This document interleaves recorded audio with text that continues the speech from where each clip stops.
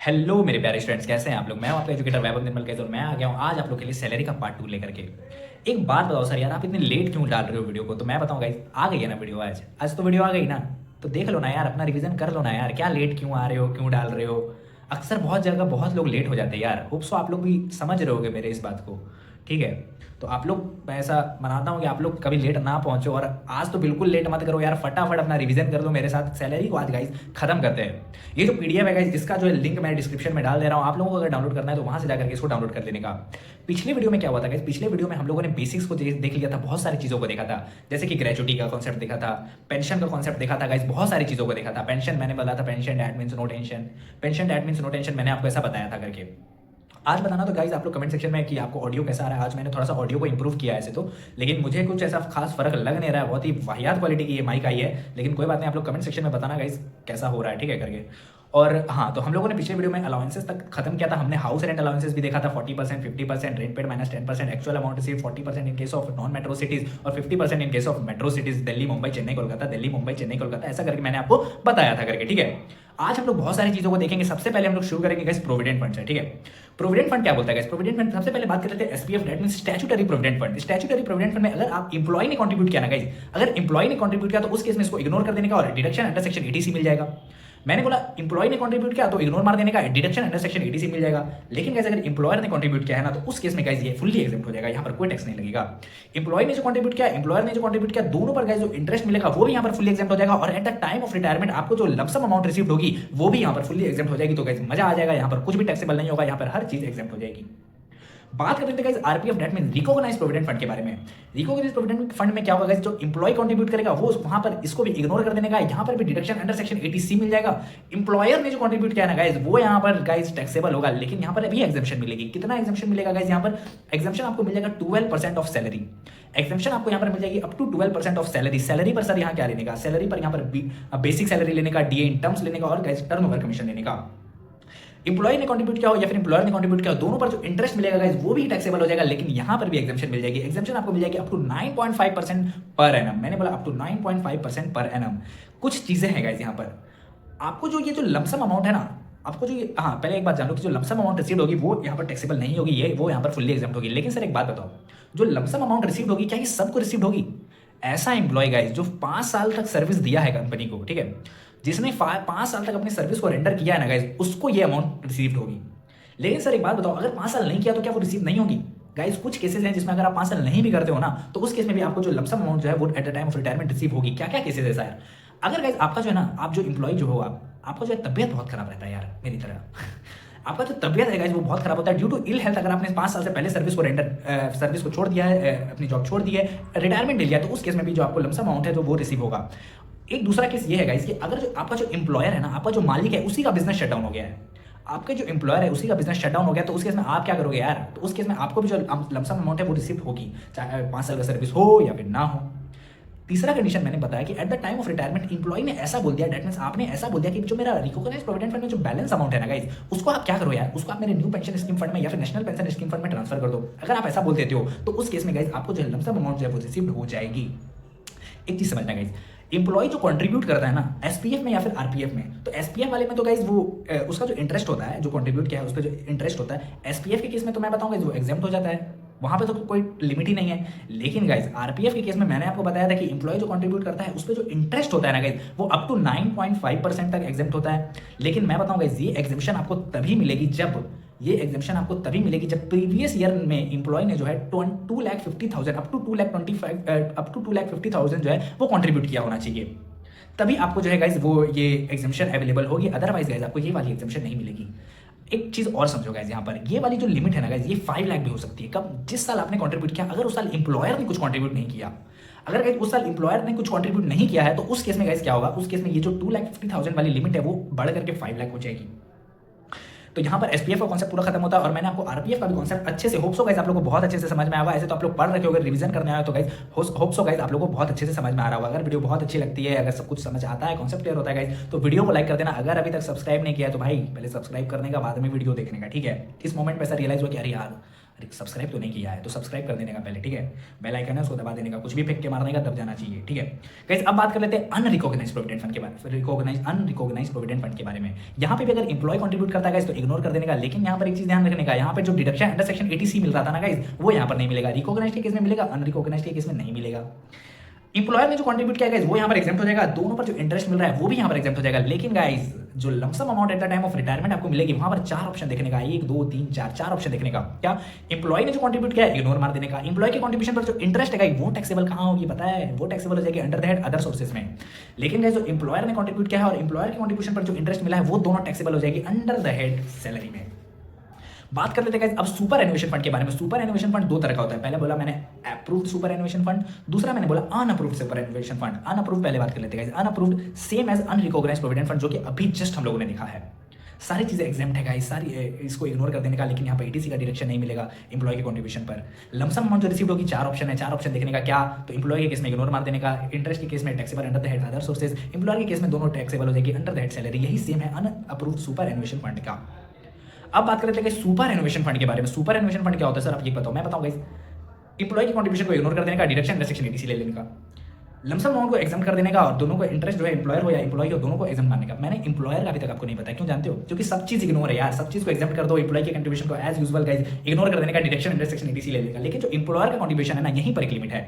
यहाँ का जो एग्जामिशन अमाउंट होगा वो आपका अप टू 7,50,000 फुल्ली एग्जाम हो जाएगा, अदरवाइज टैक्सेबल हो जाएगा, ठीक है गाइस। इसी के साथ आपका जो प्रोविडेंट फंड वाला कॉन्सेप्ट खत्म होता है।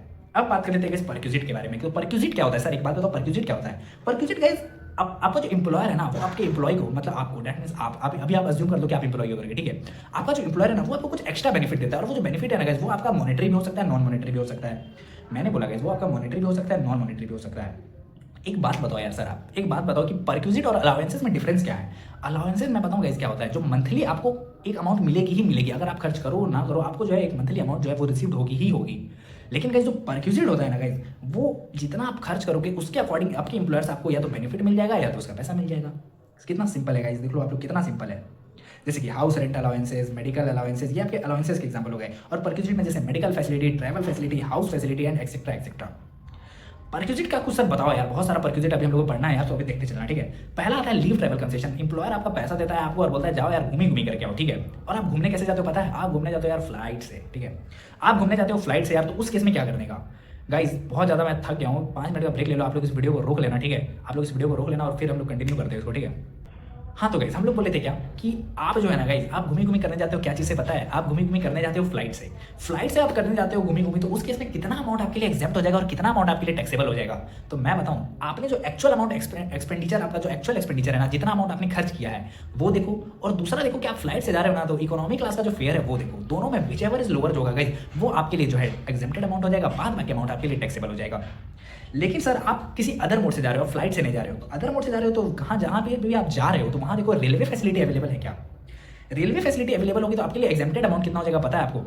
आपने जो आपका जो एक्चुअल खर्चा है वो देखो, एक्चुअल एक्सपेंडिचर देखो। दूसरा गाइस जो रेलवे फैसिलिटी आपको जो मिल रही है, जहाँ पर रेलवे फैसिलिटी अवेलेबल है, उस केस में फर्स्ट क्लास रेलवे का फेयर देखो, फर्स्ट क्लास रेलवे का फेयर देखो, विच एवर इज लोअर जो हो जाएगा गाइस वो आपके लिए एग्जेम्प्टेड अमाउंट हो जाएगा, बाद में अमाउंट आपके लिए टैक्सेबल हो जाएगा। लेकिन सर जहाँ आप जा रहे हैं ना वहाँ रेलवे फैसिलिटी अवेलेबल ही नहीं है, तो उस केस में आप देखो वहाँ बस फैसिलिटी अवेलेबल है क्या? बस फैसिलिटी अवेलेबल के केस में गाइस आपका एक्चुअल एक्सपेंडिचर देखो कि आपका एक्चुअल एक्सपेंडिचर कितना हुआ है। और दूसरा गाइस जो डीलक्स क्लास बस होती है ना, डीलक्स क्लास बस का फेयर देखो, विच एवर इज लोअर जो होगा गाइस वो आपके लिए एग्जेम्प्टेड अमाउंट हो जाएगा, बाद बाकी अमाउंट आपके लिए टैक्सेबल हो जाएगा। लेकिन सर हम ऐसे जगह जा रहे हैं जहाँ पर ना रेलवे जाती है, ना बस जाती है, ना फ्लाइट जाती है, कुछ नहीं जाती है। फॉर एग्जाम्पल गाइस हम जहन्नुम में जा रहे हैं, हम लोग जहन्नुम में जा रहे हैं गाइस, वहाँ पर कुछ नहीं जाती है, तो उस केस में क्या करोगे आप? उस केस में आपका जो एक्चुअल खर्चा हुआ है, एक्चुअल एक्सपेंडिचर जो वो देखो, और दूसरा गाइस वहाँ का डिस्टेंस मेजर करो आप। फॉर एग्जांपल वहाँ का डिस्टेंस 1000 किलोमीटर है, 1000 किलोमीटर है, तो जो रेलवे फैसिलिटी है ना, फर्स्ट क्लास रेलवे का फेयर आप देख लो 1000 किलोमीटर किसी भी सिटी। फॉर एग्जांपल यहाँ से दिल्ली जो है वो गाइस मैंने मान लिया कि 1000 किलोमीटर है, तो वहाँ तक का जो रेलवे का फेयर होगा ना, फर्स्ट क्लास रेलवे का जो फेयर होगा उसी को हम लोग मान लेंगे और एक्चुअल एक्सपेंडिचर को मान लेंगे, विच एवर इज लोअर जो हो जाएगा गाइस वो आपके लिए एग्जेम्प्टेड अमाउंट हो जाएगा, बाद में अमाउंट आपके लिए टैक्सेबल हो जाएगा। अब एक बात बताओ, लीव ट्रैवल कंसेशन का एग्जाम्पशन किस किस को मिलता है गाइस? तो एम्प्लॉय को मिलता है, मैंने बोला एम्प्लॉय को मिलता है, उसके स्पाउस को मिलता है, उसके चिल्ड्रंस को मिलता है, और साथ ही गाइस उसके जो है डिपेंडेंट रिलेटिव्स को मिलता है। डिपेंडेंट रिलेटिव्स में कौन कौन आते हैं? Mother father brother sister, mother father brother sister, mother father brother sister, ठीक है। अब एक और चीज समझना कि जो लीव ट्रैवल कंसेशन का एग्जेम्पशन है ना गाइस वो अप टू 2 चिल्ड्रन ही मिलता है। लेकिन सर ये क्या बात हुई, कुछ चीज़ों को समझना गाइस।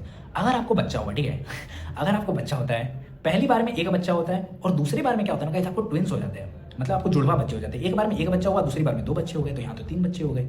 3 बच्चों के केस में क्या करें सर, 2 को ले जाओ और 1 को छोड़ दे क्या? ऐसा नहीं करने का यार, बच्चे बुरे मान जाते हैं। तो ऐसे केस में क्या करने का, तीनों बच्चों पर आपको एग्जाम्पशन मिल जाएगी, क्योंकि वो आपके हाथ में नहीं था ना। आपको तो पहली बार में 1 बच्चा हुआ, तो दूसरी बार में 2 हो गया, तो आप क्या करोगे उसमें, ठीक है। तो उस केस में तीनों बच्चों पर ये एग्जाम्पशन जो है वो एप्लीकेबल हो जाएगा। लेकिन पहली बार में ही आपको ट्विंस हो गया, आपको फर्स्ट अटेम्प्ट में ही आपका क्लियर हो गया, ठीक है। फर्स्ट अटेम्प्ट में आपका दोनों ग्रुप क्लियर हो गया, आप मान लो, ठीक है। फर्स्ट अटेम्प्ट में आपको 2 बच्चे हो जाते, रुक जाओ ना यार, एक अटेम्प्ट में 2 बच्चे हो गए, रुक जाओ। नहीं नहीं, मेरे को तो तीसरा बच्चा भी करने का है। तो यहाँ पर आपको 2 बच्चों पर ही एग्जाम्पशन मिलेगी। बच्चे तो बुरा मानेंगे, लेकिन आपकी गलती है। यहाँ पर 2 बच्चों पर ही एग्जाम्पशन मिलेगा, थर्ड वन पर नहीं मिलेगा। क्यों? क्योंकि एक बार में 2 हो गए थे, वहाँ पर रुक जाना था यार, आपको तीसरा अटेम्प्ट नहीं लेना था, ठीक है। यहाँ तक आपको अगर वीडियो अच्छा लग रहा होगा गाइस, आपको आपका अंडरस्टैंडिंग आपको मिल रही होगी पूरी अच्छे से, तो यार वीडियो को लाइक कर देना और चैनल को भी सब्सक्राइब कर देना अगर अभी तक नहीं किया है तो, ठीक है। अब बात कर लेते हैं गाइस मेडिकल फैसिलिटी के बारे में कि मेडिकल फैसिलिटी में क्या क्या होगा गाइस। एक विजिट आपको मिलती है मेडिकल फैसिलिटी करके, ठीक है। अगर आप इंडिया के अंदर में ट्रीटमेंट करा रहे हो, अगर आप कहाँ करा रहे हो, इंडिया के अंदर में अपना ट्रीटमेंट करा रहे हो, ठीक है। कहाँ करा रहे हो, तो गवर्नमेंट हॉस्पिटल में करा रहे हो, या फिर गाइस एम्प्लॉयर ऑन हॉस्पिटल में, आपका जो मालिक है गाइस, आपका जो एम्प्लॉयर है उसका ही हॉस्पिटल है वो, ठीक है, वहाँ करा रहे हो, या फिर गवर्नमेंट रिकॉग्नाइज हॉस्पिटल में करा रहे हो, फुल्ली एग्जाम्पल हो जाएगा गाइस। यहाँ पर कोई टैक्सेबल नहीं, कोई अमाउंट टैक्सेबल नहीं होगी।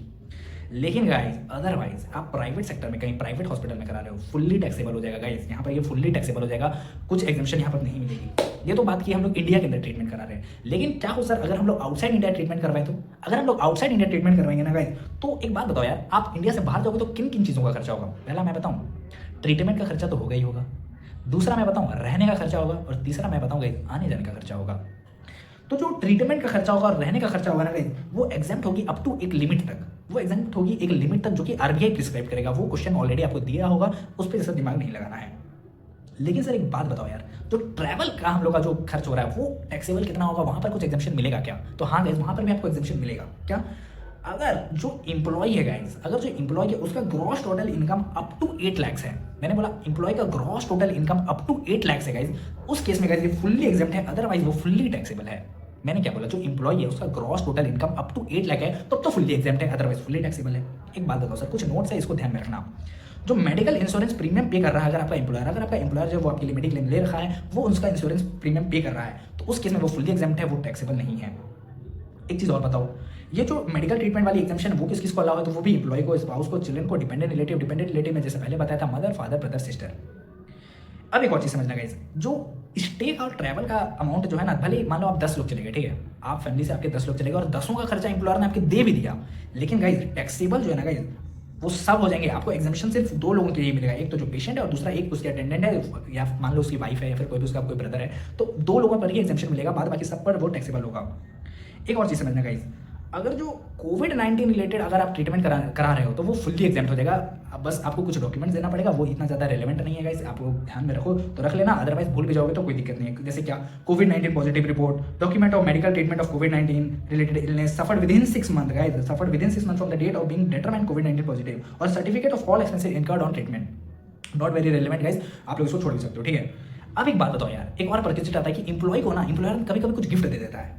अगर मनी में दिया है गिफ्ट तो फुल्ली टैक्सेबल, लेकिन गाइस इन काइंड में दिया है, ठीक है, अगर इन काइंड में दिया है तो फेयर मार्केट वैल्यू देखो तो यार गिफ्ट का क्या है। फेयर मार्केट वैल्यू अगर 5000 से कम है, फुल्ली एग्जाम्प्ट कर दो, अदरवाइज गाइस टैक्सेबल कर दो। जितना 5000 से ज़्यादा है ना, तो उतना टैक्सेबल करने का, ठीक है। होप सो गाइस ये आप लोगों को क्लियर होगा। अब बात करते हैं गाइस, अगर मान लो ESOPs हुआ, ठीक है, एम्प्लॉयज स्टॉक ऑप्शन प्लान, इसमें क्या होता है गाइस, कंसेशनल रेट में आप लोगों को जो है एम्प्लॉयर जो है वो शेयर देता है, ठीक है। तो उस केस में क्या होगा कि टैक्सेबल अमाउंट कितना होगा, तो शेयर का जो फेयर मार्केट वैल्यू होगा उसमें से आप लेस कर देना इशू प्राइस ऑफ शेयर का, तो वो आपके लिए टैक्सेबल अमाउंट हो जाएगा। एक चीज ध्यान रखना गाइस, फेयर मार्केट वैल्यू कब का देखोगे, on the date on which employ ने अपना एक्सरसाइज किया है ऑप्शन को, उस दिन का जो है फेयर मार्केट वैल्यू लेंगे। अब एक और चीज समझना, कई बार क्या होता है ना गाइस, एम्प्लॉयर एम्प्लॉय को लोन देता है। फॉर एग्जांपल एम्प्लॉय को शादी करनी थी, वो जाकर के अपने एम्प्लॉयर को बोला कि सर यार शादी करनी है, कुछ पैसे दे दो, तुम लोन के थ्रू दे दो, लोन के ही तरह से दे दो। तो उस केस में एम्प्लॉयर क्या करता है कि जाओ यार 20 लाख रुपए ले लो, जाके शादी कर दो, ठीक है। तो उस केस में क्या होगा, उस केस में टैक्सेबल अमाउंट होगा क्या, हाँ, तो टैक्सेबल अमाउंट क्या होगा उस टाइम के केस में, तो लोन अमाउंट जो आपका आउटस्टैंडिंग है, एक चीज ध्यान रखना, at the end of the month, ठीक है, at the end of the month उस केस में आपको लोन अमाउंट आउटस्टैंडिंग देखना है, उसको आप मल्टीप्लाइड कर दोगे एसबीआई का जो लेंडिंग रेट है माइनस एक्चुअल इंटरेस्ट रेट, जिस इंटरेस्ट रेट पे आपको आपके एम्प्लॉयर ने दिया है, उस केस में गाइस उस दोनों को माइनस कर दोगे, आपका जो है टैक्सेबल अमाउंट आ जाएगा। अब एक और चीज समझना गाइस, अगर का लोन का जो अमाउंट है वो अप टू 20,000 है, अगर लोन का अमाउंट अप टू 20,000 है, तब तो जो इंटरेस्ट का बेनिफिट है वो टैक्सेबल ही नहीं होगा आपके लिए, वो आपके लिए वहाँ पर एग्जाम्प्ट हो जाएगी। लेकिन गाइस अगर आपने लोन लिया है for treatment of specified disease, ठीक है, अगर आपने लोन लिया किसी स्पेसिफाइड डिजीज को ट्रीटमेंट के लिए, तो उस केस में जो इंटरेस्ट बेनिफिट होगा वो भी टैक्सेबल नहीं होगा, चाहे लोन का अमाउंट 20,000 से ज़्यादा ही क्यों ना होता, ठीक है, मैंने बोला कि आपने अगर 20,000 तक का लोन लिया था, उस केस में जो इंटरेस्ट होगा वो आपके लिए टैक्सेबल नहीं होगा। लेकिन गाइस अगर आपने कोई लोन लिया है स्पेसिफाइड डिजीज के ट्रीटमेंट के लिए, बहुत बड़ा हो गया, जैसे कैंसर हो गया भाई, एड्स हो गया, HIV हो गया, कुछ भी हो गया गाइस, ऐसा बड़ा डिजीज, तो उस केस में गाइस ये टैक्सेबल नहीं होगा, चाहे 20,000 का लोन ले या उससे ज़्यादा का लोन ले।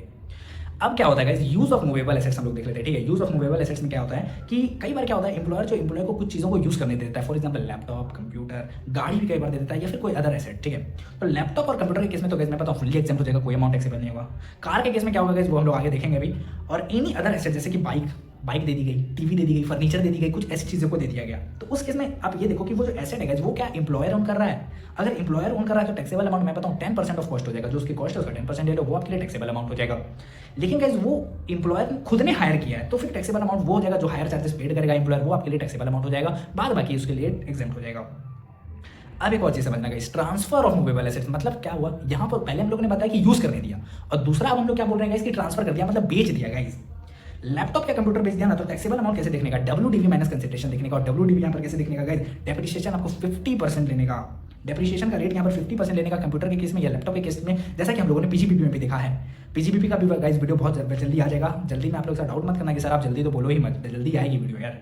कार के केस में taxable amount WDV minus consideration, WDV का डेप्रिसिएशन का रेट यहाँ पर 20% लेने का, और एनी अदर एसेट के केस में गाइस WDV माइनस कंसिडरेशन करने का। लेकिन गाइस यहाँ पर WDV कैसे लेने का पता है, 10% ऑन SLM लेने का, स्ट्रेट लाइन मेथड के बेसिस पर यहाँ पर 10% के रेट से लेने का। एक और चीज समझो गाइस, डेप्रिसिएशन जो है ना गाइस वो कंप्लीटेड ईयर का होना चाहिए। डेप्रिसिएशन आप कंप्यूट करोगे हर कंप्लीटेड ईयर का, किस डेट से, from the date of acquisition of asset by employer till the date of transfer, जिस दिन एक्वायर किया था उस डेट से, उस दिन से आप जो है उसका डेप्रिसिएशन कंप्यूट करोगे, ना कि पुट टू यूज वाले डेट से। ठीक है गाइस, अब गाइस बात कर लेते हैं क्या, अब बात कर लेते हैं हम लोग कार ट्रांसफर के बारे में। ठीक है, कार ट्रांसफर के बारे में हम लोग बात कर लेते हैं, या फिर कुछ और करा दूं पहले।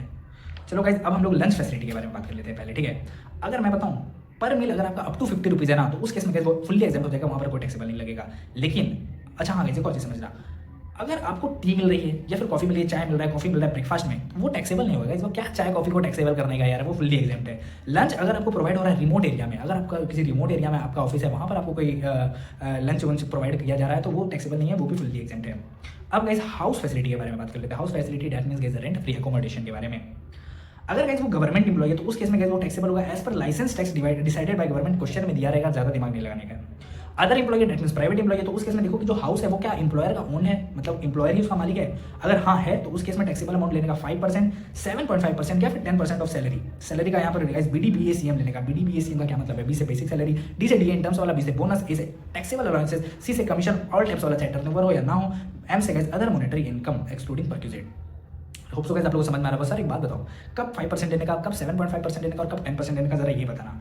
जहाँ पर भी आप गाइस एम्प्लॉयड हो, मतलब जहाँ पर भी आपका एम्प्लॉयमेंट है, वहाँ का पॉपुलेशन क्या है। फॉर एग्जाम्पल दिल्ली में हो तो दिल्ली का पॉपुलेशन क्या है, तो 40 लाख से ज़्यादा है ना। अगर कहीं का पॉपुलेशन 40 लाख से ज़्यादा है तो उस केस में 10% लेने का, अगर 15 लाख से ज़्यादा है तो 7.5% लेने का, और गाइस अगर अप टू 15 लाख है तो 5% लेने का। ठीक है गाइस, इसको याद रखने का।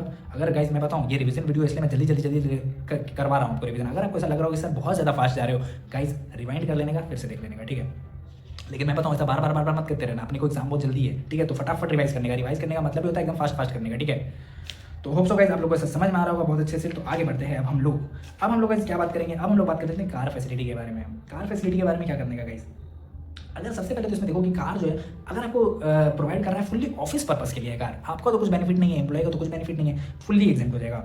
ठीक है, अगर कार जो आप यूज़ कर रहे हो फुल्ली पर्सनल पर्पस के लिए, पहले तो ऑफिस पर्पस के लिए फुल्ली एग्जाम्प्ट हो जाएगा, कोई टैक्सेबल नहीं, आपको कुछ बेनिफिट नहीं है गाइस। लेकिन गाइस अगर आप फुल्ली पर्सनल पर्पस के लिए कर रहे हो तो टैक्सेबल अमाउंट क्या होगा, अगर वो कार जो है ना गाइस वो अगर एम्प्लॉयर की थी, एम्प्लॉयर उसका मालिक था, तब तो 10% ऑफ कॉस्ट ले लेने का। लेकिन वो कार जो वो गाइस एम्प्लॉयर ने हायर करके रखा था, जो हायर चार्जेस पे किया था, जैसे कि हम लोगों ने अदर एसेट्स के केस में देखा था गाइस, वैसा ही सेम है। हायर चार्जेस पे जो कर रहा है एम्प्लॉयर, वो उतना जो है उसके लिए टैक्सेबल हो जाएगा। अगर सर ड्राइवर भी दिया हुआ है तो ड्राइवर का भी पैसा अगर एम्प्लॉयर दे रहा है तो उसको भी ऐड कर लेने का। अगर कोई रनिंग चार्जेस या मेंटेनिंग चार्जेस है, जैसे कि पेट्रोल वगैरह भी अगर एम्प्लॉयर ही बना दे रहा है तो वो भी इसको गाइस ऐड कर लेने का। लेकिन सर अगर कार जो वो POPP पर्पस के लिए, यानी कि पार्टली ऑफिस और पार्टली पर्सनल पर्पस के लिए, तो उस केस में क्या करोगे गाइस, अगर कार जो है ना गाइस वो एम्प्लॉय का ही है, मतलब एम्प्लॉय उसका मालिक है, तो उस और रनिंग और मेंटेनेंस चार्जेस मतलब तेल वगैरह भी एम्प्लॉय ही भरा रहा है, तो एम्प्लॉय का तो कोई बेनिफिट नहीं है, तो वो टैक्सेबल ही नहीं होगा। लेकिन गाइस अगर जो कार एम्प्लॉय का है लेकिन जो तेल वगैरह है ना वो एम्प्लॉयर भरा देता है, तो उस केस में क्या करने का, टैक्सेबल अमाउंट आपके लिए हो जाएगी जो पेट्रोल भराने का खर्चा है उसमें से आप माइनस कर दोगे 1800 पर मंथ या फिर 2400 पर मंथ। अब सर एक बात बताओ यार, 1800 कब माइनस करेंगे और 2400 कब माइनस करेंगे। अगर गाड़ी up to 1600 cc that means 1.6 litre की है तब तो गाइस उसके केस में 1800 पर मंथ माइनस करने का। अगर अप टू 1660 से ज्यादा है मतलब 1600 सीसी से ज्यादा की गाड़ी है तब तो गाइस 2400 पर मंथ माइनस करने का। अब एक बात बताओ गाइस, पीओपीपी पर्पस देख रहे थे, कार अगर एम्प्लॉयर की है और रनिंग और मेंटेनेंस चार्जेस भी एम्प्लॉयर ही दे रहा है तो टैक्सेबल अमाउंट यहाँ पे भी गाइस 1800 पर मंथ देखने का, 2400 पर मंथ देखने का। सेम कंडीशन गाइस 1600 सीसी से कम की है 1800 देखने का, 1600 सीसी से ज्यादा की है 2400 देखने का। एम्प्लॉय के केस में क्या करने का, एम्प्लॉय के केस में टैक्सेबल मतलब एम्प्लॉय के केस में मतलब कार जो वो एम्प्लॉयर की है लेकिन जो रनिंग और मेंटेनेंस है वो एम्प्लॉय दे रहा है तो उस केस में टैक्सेबल अमाउंट 600 रुपये देखने का, 900 रुपये देखने का। Up to 1600 up to 1600 cc है 600 देने का, 1600 सीसी से ज्यादा की है तो 900 देने का। एक और चीज समझना गाइस, अगर एम्प्लॉयर ने ड्राइवर प्रोवाइड किया है तब 900 रुपया पर मंथ ऐड कर देना टैक्सेबल अमाउंट में, ठीक है। और अगर कार जो है वो मोर देन मतलब एक से ज्यादा कार प्रोवाइड की है partly office partly personal purpose के लिए तो एक कार जो है वो टैक्सेबल हो जाएगा according to above standard amount और अदर कार जो है वो टैक्सेबल हो जाएगा on assumption that it is fully use for personal purpose. एक से ज्यादा कार अगर दी गई है तो एक को तो मान लेंगे कि हाँ पीओपीपी पर्पस के लिए, लेकिन जो बाकी जितने भी हैं उसको ऐसा मान लिया जाएगा कि वो पर्सनल पर्पस के लिए दी गई है और वो उसके अकॉर्डिंग ही टैक्सेबल होगा। गाइस ट्रांसपोर्ट फैसिलिटी का बात करें ट्रांसपोर्ट के केस में तो गाइस मैं बताऊं रेलवे और एयरलाइंस के जो एम्प्लॉय होते हैं उनको तो एयरलाइंस और रेलवे फैसिलिटी बहुत सारी फ्री में मिलती है तो वो फुल्ली एग्जाम्पल हो जाएगी, वो कोई भी टैक्सेबल नहीं होगी। अदर एम्प्लॉय के केस में फुल्ली टैक्सेबल हो जाएगा। अगर आपको इलेक्ट्रिसिटी मिलती है, गैस मिलती है या फिर वाटर सप्लाई मिलती है तो वो टैक्सेबल हो जाएगी, यहाँ पर आपको एग्जाम्पशन नहीं मिलेगा। फ्री सर्वेंट अगर आपको दिया जाता है, आपके एम्प्लॉयर ने आपको फ्री सर्वेंट दिया है तो उसके वो टैक्सेबल हो जाएगा, यहाँ पर भी कोई एग्जाम्पशन नहीं मिलेगा। एजुकेशन फैसिलिटी का बात करें तो अगर एम्प्लॉय को एजुकेशन फैसिलिटी मिल रही है ना गाइस तो फुल्ली एग्जाम्पट हो जाएगा, लेकिन अगर एम्प्लॉय के चिल्ड्रन को मिल रही है मतलब उसके बच्चों को मिल रही है तो अप टू 1000 रुपये पर मंथ जो है पर चाइल्ड जो है वो एग्जाम्ट हो जाएगा, बाद बाकी टैक्सेबल हो जाएगा। हाँ गाइस जहाँ तक हम लोगों ने देखा, अब हम लोग क्या बात करेंगे गाइस, अब हम लोग बात करते हैं गाइस स्पेसिफाइड एम्प्लॉयज क्या होते हैं। Specified employ that means director employ या फिर ऐसा एम्प्लॉय जिसका कैश सैलरी जो है ना वो मोर देन 4 lakhs है और ऐसा एम्प्लॉय जिसका सब्सटेंशियल इंटरेस्ट है एम्प्लॉयर के बिजनेस में। Substantial interest that means guys more than 20% of equity share holding, ठीक है। अब एक कुछ मतलब कुछ परक्यूजिट ऐसे हैं जो कि फुल्ली एग्जाम्ट है, यहाँ पर कोई टैक्स नहीं लगता है। क्या तो टेलीफोन और मोबाइल का बिल अगर एम्प्लॉयर पे कर रहा है तो उस केस में वो फुल्ली एग्जाम्ट है, यहाँ पर कोई टैक्स नहीं लगेगा। अगर एम्प्लॉय के चिल्ड्रन का स्कॉलरशिप दे रहा है तो फिर तो भी गाइस फुल्ली एग्जाम्ट है, यहाँ पर कोई टैक्सेबल नहीं लगेगा। अगर गुड्स आपने सोल्ड किया है आपने अपने एम्प्लॉय को गुड्स सेल किया है एट अ रीजनेबल रेट तो उस केस में भी गाइस फुल्ली एग्जाम्ट है, यहाँ पर कोई टैक्सेबल नहीं लगेगा। कुछ नॉन मॉनेटरी पक्ष पे टैक्स लगाया है तो टैक्स ऑन नॉन मॉनेटरी पक्ष is paid by employer. Non monetary पक्ष जो है वो एम्प्लॉयर का टैक्स पे करेगा, एम्प्लॉय को कुछ नहीं करना है। पर्सनल या फिर accidental policy premium paid by employer तो उस केस में भी ये फुल्ली एग्जाम्ट है, यहाँ पर कोई टैक्सेबल नहीं लगेगा। इसी के साथ गाइस आपका जो है परक्यूजिट वाला पूरा टॉपिक खत्म होता है। गाइस मैंने एक एक परक्यूजिट के बारे में आपको बता दिया है, एक एक परक्यूजिट को हम लोगों ने यहाँ पर जो है गाइस कवर कर लिया है। बात कर लेते हैं गाइस स्टैंडर्ड डिडक्शन के केस में। Standard deduction under section 16(1)(a), मैंने बोला standard deduction under section 16(1)(a) अगर गाइस आपने 115 बीएससी ऑप्ट किया है, अगर गाइस आपने 115 बीएससी को ऑप्ट किया है तो उस केस में गाइस सैलरी लिखोगे आप और 75,000 विच एवर इज लोअर जो हो जाएगा गाइस वो आपके लिए यहाँ पर जो है स्टैंडर्ड डिडक्शन आपको मिल जाएगा। लेकिन गाइस आपने 115 बीएससी को ऑप्ट ही नहीं किया है, शिफ्ट आउट कर गया 115 बेसिस से तो उस केस में यहाँ पर 50,000 देने का हम लोगों ने बेसिक्स में भी इस चीज़ को देखा था, ठीक है। बेसिक्स में आपको नहीं करवाया हूँ, बेसिक्स बहुत ज़्यादा बेसिक्स है तो उसमें क्या ही करने का यार, टैक्स निकालना सीखा हम लोगों ने, मार्जिनल रिलीफ निकालना सीखा है। चलो अगर आपको ऐसा लगता है कि सर मेरे को ना मार्जिनल रिलीफ निकालने में थोड़ा दिक्कत आता है या फिर मेरे को सरचार्ज वाला कॉन्सेप्ट नहीं पता है तो उसका भी वीडियो गाइस मैं बहुत जल्दी लेकर के आ जाऊंगा आपको। एग्जाम से पहले मैं गाइस आपको बताऊं भले लेट हो रहा है लेकिन एग्जाम से पहले मैं आपको सारी चीज़ों का रिवीजन करवा करके दूंगा गाइस, ये मेरी आपको गारंटी है, ठीक है। बात कर लेते हैं गाइस प्रोफेशनल टैक्स के बारे में कि प्रोफेशनल टैक्स क्या होता है सर, ये बताओ। प्रोफेशनल टैक्स क्या होता है गाइस वो तो भी छोड़ दो आप लोग, लेकिन उसका ट्रीटमेंट क्या मैं आपको बता देता हूँ। अगर प्रोफेशनल टैक्स एम्प्लॉयर ने पे किया है ना तो टैक्सेबल होगा गाइस, जितना एम्प्लॉयर ने दिया है वो टैक्सेबल हो जाएगा और आपको डिडक्शन अंडर सेक्शन 16(3) में मिल जाएगा। लेकिन एम्प्लॉय ने पे किया है तो आपको जो वो टैक्सेबल नहीं होगा, लेकिन हाँ गाइस डिडक्शन आपको मिल जाएगा अंडर सेक्शन 16(3), ठीक है गाइस। यहाँ तक हम लोगों ने खत्म कर दिया था। हाँ गाइस अब कुछ चीज़ों को समझना, वॉलंटरी रिटायरमेंट स्कीम कंपनसेशन क्या होता है guys. Voluntary retirement scheme compensation के केस में गाइस अपनी इच्छा से आप रिटायरमेंट लेते हो और उस केस में जो आपको जो लमसम अमाउंट रिसीव होती है वो उसमें वो फुल्ली टैक्सेबल हो जाती है क्या, नहीं, यहाँ पर आपको एग्जेम्पशन मिलता है। क्या सैलरी पर मंथ लेने का मल्टीप्लाइड बाय 3 मंथ करने का into number of year of completion of service लेने का, जो फ्रैक्शन होता है ना गाइस, अगर जो ईयर मान लो कि आपका 20 साल 8 महीने है तो उस केस में भाई जो फ्रैक्शन है उसको इग्नोर करने का, सीधा 20 साल लेने का, ठीक है।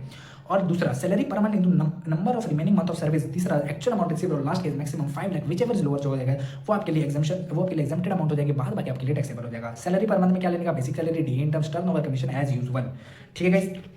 अब गाइस आगे बढ़ते हैं। अब रिट्रेंचमेंट कंपनसेशन क्या होता है गाइस। रिट्रेंचमेंट कंपनसेशन मतलब आप किसी एम्प्लॉय को निकाल देते हो, ठीक है। अगर आप किसी एम्प्लॉय को निकाल देते हो और उसको जो उसका पैसा देकर के निकाल देते हो तो उस केस में वो पैसे पे क्या टैक्स लगेगी, हाँ गाइस टैक्स लगेगी, लेकिन यहाँ पर भी आपको एग्जेम्पशन मिलेगा। एग्जेम्पशन कितना मिलेगा, पहला कंपनसेशन, पहला जो पॉइंट देखो compensation as per industrial dispute act, compensation as per industrial dispute act. दूसरा आप देखो maximum 5 lakh whichever is lower जो होगी गाइस उस उतना जो आपके लिए एग्जाम हो जाएगा, बाद बाकी टैक्सेबल हो जाएगा। सर अब एक बात बताओ, क्या बात बताऊं, तो इन कंपनसेशन क्या होगा as per industrial dispute act, ये हम लोग कैसे निकालेंगे, इसका कैसे फॉर्मूला है, क्या है 15 डिवाइडेड बाय 26 करने का, average salary of last 3 month देखने का, multiplied by number of years of completion of service देखने का, राउंडेड ऑफ यहाँ पर होगा क्या गाइस, हाँ तो राउंडेड ऑफ होगा, मतलब 6 मंथ से ज़्यादा है, मान लो 20 साल 8 महीने हैं तो यहाँ पर 21 साल लेने का, 6 महीने से ज़्यादा का होगा तो उसको बढ़ा करके लेने का साल को, ठीक है। सैलरी पर मंथ कैसे देखने का, तो भाई साहब बताते बताते थक गया होंगे, salary per month basic salary D in terms of turnover commission लेने का।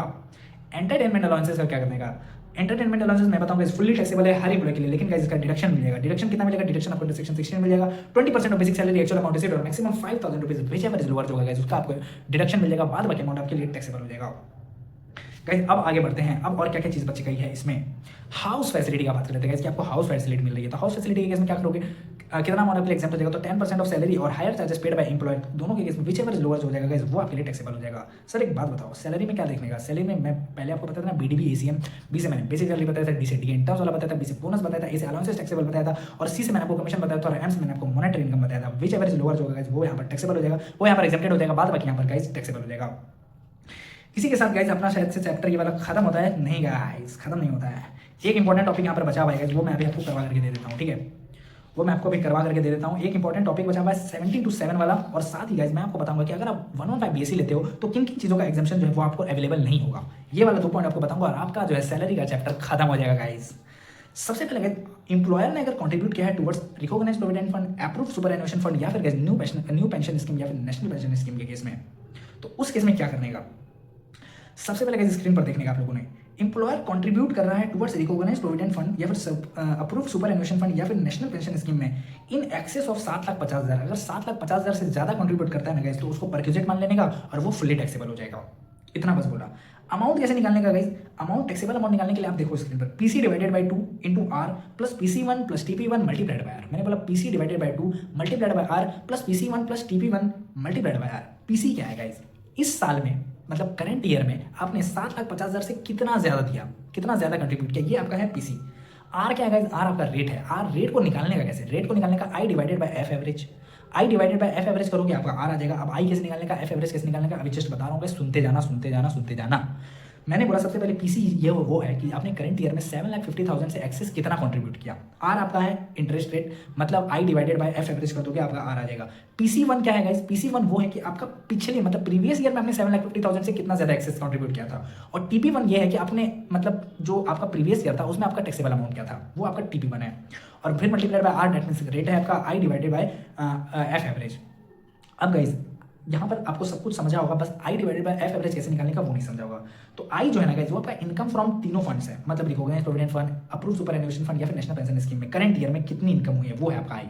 एफ एवरेज कैसे निकालने का गाइस, एफ एवरेज आपको निकालने का कैसे मैं बताऊँ, ओपनिंग बैलेंस देखो, क्लोजिंग बैलेंस देखो, डिवाइडेड बाय 2 कर दो, आपका आ जाएगा एफ एवरेज। या इसी के साथ गाइस आपका ये सेक्शन 17 to 7 वाला जो है 17 to 7 वाला कॉन्सेप्ट जो है वो खत्म होता है। अब मैं गाइस आपको बताता हूँ कुछ ऐसे एग्जामिशन के बारे में, ऐसी चीज़ों के बारे में जो कि जिसका एग्जामिशन आपको एप्लीकेबल नहीं होगा अगर आप ऑप्ट करते हो 115 बीएससी। हाउस रेंट अलाउंसेस का जो एग्जामिशन था वो आपको यहाँ पर अवेलेबल नहीं होगा। लीव ट्रैवल कंसेशन का एग्जामिशन वो आपको अवेलेबल नहीं होगा। अलाउंसेस का एग्जामिशन भी आपको अवेलेबल नहीं होगा, जो मैंने आपको बहुत सारे अलाउंसेस बताए थे एक्सेप्ट DTDC। DTDC क्या था जो मैंने आपको कम्यूटेशन या दैट मींस ट्रांसपोर्ट अलाउंसेस बताया था दिव्यांग लोगों का कि ब्लाइंड होना चाहिए, और भी बहुत चीज़ें बताई थी ना आपको, डीफ होना चाहिए, ये वो दिव्यांग वाला वो यहाँ पर वो अवेलेबल होगा। एक्सेप्ट DTDC मैंने बोला है, मतलब अवेलेबल नहीं होगी DTDC को छोड़ के, दैट मींस DTDC में अवेलेबल होगी। पहला दिव्यांग वाला ट्रांसपोर्ट अलाउंसेस, दूसरा मैंने आपको ट्रैवलिंग एंड टूर अलाउंसेस बताया, तीसरा मैंने आपको डेली अलाउंसेस बताया, और चौथा मैंने आपको कन्वेंस अलाउंसेस बताया। इन चारों को में एग्जामिशन एप्लीकेबल होगी, चाहे आप 115 बीएससी भी ले लो, अदरवाइज गाइस बाद बाकी जितने अलाउंसेस है उसमें वो एग्जामिशन आपको नहीं मिलेगा। डिडक्शन अंडर सेक्शन 16(2) और 3 जो था प्रोफेशनल टैक्स के लिए और जो है एंटरटेनमेंट अलाउंसेस के लिए, वो यहाँ पर आपको अवेलेबल नहीं होगा। लास्ट गाइस एग्जामिशन जो फ्री मिल का आपको मिला था अप टू ₹50 वाला, वो यहाँ पर एप्लीकेबल नहीं होता है अगर आप 115 बीएससी ले लेते हो तो। इसी के साथ गाइस मैं बताऊँ, इसी के साथ आपका सैलरी जो है गाइस वो आपका कंप्लीट होता है। इसी के साथ गाइस आपका सैलरी चैप्टर खत्म होता है। गाइस वीडियो थोड़ी लेट आती है तो कॉपरेट कर लो ना यार, इतना अच्छे से रिवीजन करवा करके दे तो रहा हूँ एटलीस्ट। इसी के साथ आप लोग गाइस आपका जो है चैप्टर खत्म होता है। नेक्स्ट हम लोग मिलते हैं किसी चैप्टर के साथ, कौन से चैप्टर के साथ मिलेंगे गाइस वो मैं आपको अपनी कम्युनिटी पोस्ट में बता दूंगा। होप सो गाइस आप लोगों को वीडियो बहुत बढ़िया लगा होगा। अगर वीडियो बढ़िया लगा हो तो चैनल को सब्सक्राइब कर देना अगर अभी तक नहीं किया हो, वीडियो को लाइक कर देना, और कैसा लगता है मेरा रिवीजन वीडियो कमेंट सेक्शन में बता करके बहुत जाना। और गाइस एक और चीज़ बताना, तो यार ये आपका ऑडियो जो है वो गाइस इंप्रूव हुआ है कि नहीं वो थोड़ा सा बताना। बहुत ही वाहियात क्वालिटी का मैंने ये माइक मंगा लिया है गाइस, इससे मुझे तो नहीं लगता है कि कुछ इंप्रूवमेंट हो रही है साउंड क्वालिटी में, लेकिन होप सो गाइस मतलब ऐसा मैं करता हूँ कुछ गाइस आप लोग के लिए साउंड क्वालिटी इंप्रूव करने की कोशिश करता हूँ। ठीक है गाइस, आप लोगों को वीडियो अच्छी लगी होगी तो लाइक कर देना, चैनल को सब्सक्राइब कर देना। मिलते हैं गाइस नेक्स्ट वीडियो में। That's it from my side guys, bye bye.